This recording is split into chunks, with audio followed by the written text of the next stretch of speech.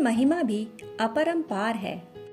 यह कथा है युग ऋषि स्वामी विवेकानंद के परम भक्त बाबा शौर्यानंद की। बाबा शौर्यानंद उन दिनों प्रवास में थे। उनका अनुष्ठान पूर्ण हो चुका था।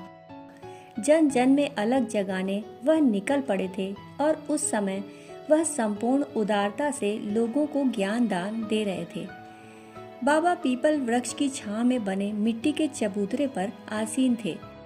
इस चबूतरे को आसपास के ग्रामीण क्षेत्र की कन्याओं ने गोमे से लीपकर सुगंधित पुष्पों से सजाया था। बाबा के बगल में तनिक पीछे की ओर हटकर उनका प्रिय शिष्य अद्वैत खड़ा था।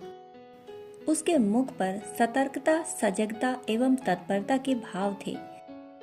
वह बाबा जी के प्रत्येक इंगित एवं संकेत को सहजता पूर्वक समझकर उसे क्रियान्वित करने में सक्षम था।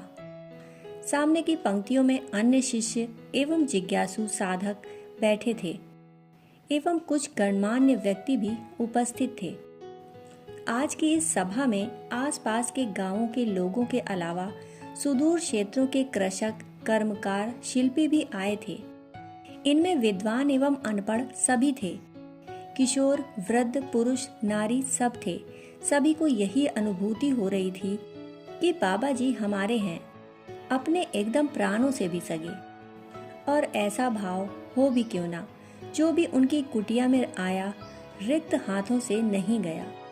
उसे कुछ न कुछ अवश्य मिला। लोग पीड़ा के साथ आते थे और खुशी एवं प्रसन्नता की चमक लेकर लौट जाते। युग ऋषि स्वामी विवेकानंद के परम भक्त बाबा जी सदैव स्वामी जी की इन बातों का उपदेश दिया करते। यदि इस संसार रूपी नरक कुंड में एक दिन के लिए भी व्यक्ति के चित्त में थोड़ा सा आनंद एवं शांति प्रदान की जा सके तो उतना ही सत्य है। बाबा जी स्वामी जी के इस सूत्र का सदा पालन करते। अतः वे कठिन व्रत, उपवास, अनुष्ठान एवं तपश्चर्या द्वारा अर्जित ऊर्जा को भी पीड़ित मानवता की सेवा में लगा देते।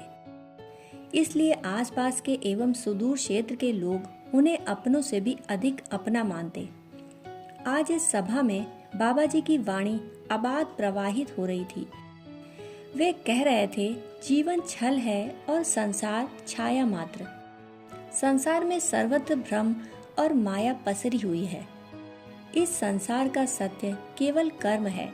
कर्मानुसार ही जीवन एवं संसार है। कर्म नहीं होगा तो संसार भी नहीं होगा। कर्म होगा तो उसके अनुरूप उसका संसार भी होगा। ज्ञानी जन संसार के पीछे नहीं भागते, संसार उनके पीछे भागता है और उसे देख वे मुस्कुराते हैं। अज्ञानी संसार के पीछे भागता है और संसार सदा उसकी पहुंच एवं सीमा के पार रहता है। छाया को भला किसने पाया है? छाया को पाने के लिए उस चीज को तलाशो जिससे छाया बन रही है। इसी तरह संसार को पाना है तो कर्म करो। शिष्य अद्वैत की जिज्ञासा प्रबल हो रही थी। उसने अपने गुरु बाबा जी से कहा, कर्म से संसार मिलता है और क्या कर्म से ही संसार से पार पाया जा सकता है?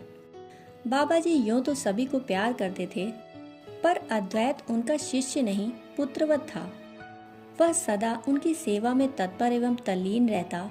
यही उसका सत्कर्म, ज्ञान की विधि एवं भक्ति का सर्वांगपूर्ण साधन था।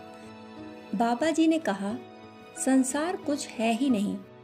जैसे जल के बिना समुद्र का कोई अस्तित्व नहीं होता, जल है तो समुद्र है, ठीक उसी प्रकार कर्म है तो संसार है।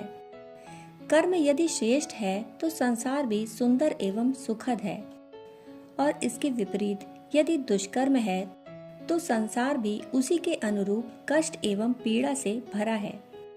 बाबा जी कह रहे थे और सभाजन मंत्र मुग्ध होकर उनके उपदेश को आत्मसात कर रहे थे। बाबा जी कह रहे थे, हमें बचपन से सिखाया जाता है कि कर्म से दूर भागो व संन्यास ले लो, जबकि कर्म में डूबे रहना ही सही अर्थों में जिंदगी से प्यार करते रहना है। जिंदगी को कर्म के माध्यम से प्यार करना ही उसके अंतरंग रहस्यों को बारीकी से जानना है।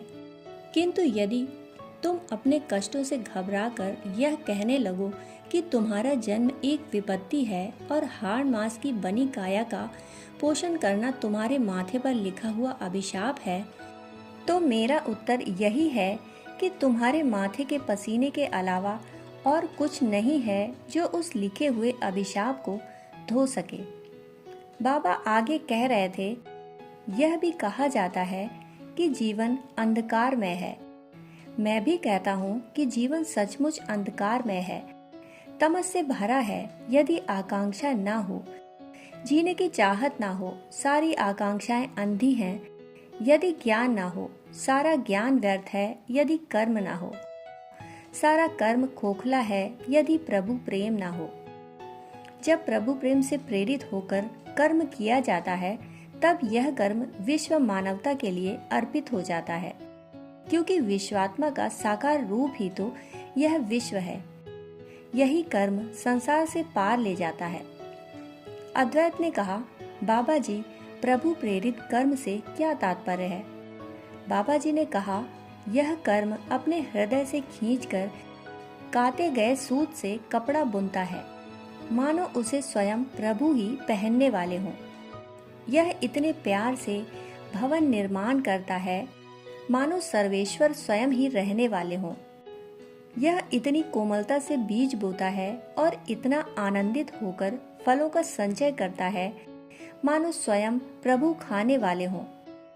यह अपने हाथों से किए गए प्रत्येक कर्म को अपनी दिव्यता की ऊर्जा से भर देता है और ऐसा महसूस करता है मानो समस्त सत्ताएं तुम्हारे आसपास खड़ी तुम्हारे कर्मों को निहार रही हों।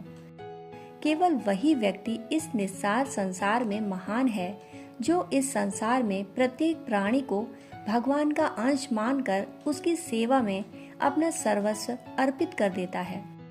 प्रभु प्रेम को दृष्टिगोचर बना देना ही सत्कर्म है। यही जीवन का सार, संपदा एवं संसार का अनमोल रत्न है। इतना कहने के बाद वह तनिक गंभीर हुए और परमात्मा की कृपा एवं प्रेम को नमन करने के बाद अपनी बात समाप्त की। सभी सत्कर्मों की महिमा सुन वापस लौटने लगे। कहानी सुनने के लिए आपका बहुत बहुत आभार। फिर मिलते हैं ऐसी ही कहानियों के साथ। तब तक के लिए धन्यवाद।